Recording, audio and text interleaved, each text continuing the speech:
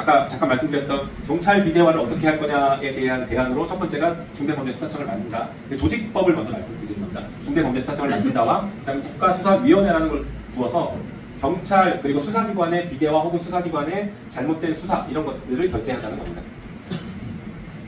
자, 그러면 수사기관이 잘못하는 것을 견제하자고 할 때는 크게 두 가지 방향이 있습니다. 첫 번째가 수사기관이 폭주하는 겁니다. 우리가 지금 흔히 알고 있는 검찰이 누군가 한 명 딱 찍어서 표적 수사에 가는 과정, 이런 나쁜 짓 하는 것들, 이게 이제 수사기관이 폭주하는 거죠. 막 몰아가는 것. 이것을 어떻게 견제할 것인가? 그리고 또 하나는 검찰이 김건희 봐준 것처럼 앞으로 수사기관이 누군가를 봐주면 어떡할 거냐, 봐주기 수사하면 어떡할 거냐, 이 두 가지 관점에서 어떻게 견제할지를 찾아야 됩니다. 첫 번째, 수사기관이 폭주할 때 이건 생각보다 간단합니다. 생각보다 견제하기가 우리 시스템이 잘 만들어져 있고 싶습니다. 검찰이 다 해요. 검사들이 수사기관을 매우 강도 높게 통제합니다. 그리고 심지어 법원까지 있지, 영장 발부 때문에. 이거는 꼭 우리나라만이 아니라 주요 선진국도 다 이런 식으로 해. 검사가 수사기관을 사실상 견제합니다. 통제 견제합니다. 어떻게 하느냐? 영장 청구권으로 꼼짝 못합니다. 중대범죄수사청이 막 엄청난 수사기관 같죠? 저 중대범죄수사청 만들어서 전국에 쫙 청을 만들었어요. 그런데 저 중대범죄수사청이 만약에 저를 수사한다, 검사가 승인하지 않으면 저한테 압수수색 하나 못합니다. 압수수색 한 건도 못해요.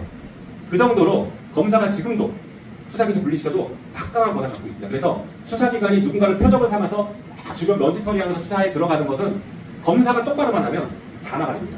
검사의 영장 청구권과 마지막에 기소권. 기소 안 하면 어떡할 건데요? 그러면 그동안 검찰은 뭐에 문제가 있었냐? 자기가 수사하고 자기가 기소하니까 이 폭주를 제어할 수가 없는 거예요. 아무도 제어 못했던 거예요. 나중에 법원이 무죄 선고가 되지 않냐? 맞습니다. 3년 뒤에. 그러니 이미 그 사건이 끝나고 그 사건에 연루된 사람들은 비단 정치인이 아니더라도 일반 국민들이더라도 정말 삶은 다 망가져 있는 거죠. 직장 생활도 못합니다. 그 정도 되면. 그렇게 만들었던 거죠. 견제를 못하니까. 그런데 지금은 수사기관이 그렇게 폭주하는 거는 검사가 다 통제할 수 있습니다. 그것도 너무 과도하게 통제하는 거 아니냐 할 정도로 통제합니다. 나중에 헌법 바꿀 때 영장 청구권을, 검사의 영장 청구권 독점을 법률로 낮추고 적어도 압수수색 영장은 수사기관이 청구할 수 있게 하고 구속과 관련된 거는 검사를 통해서만 청구할 수 있게 하는, 그렇게 만들 필요도 있습니다. 미국이나 독일, 영국 이런 데들이 그런 시스템들을 활용하고 있거든요. 그럴 필요가 있다는 겁니다. 그리고 중요한 게 이제 법 왜곡죄, 사건 조작죄인 겁니다. 수사기관이 막 장난칠 때 그거를 처벌할 수 있는 조항을 두자, 이런 겁니다.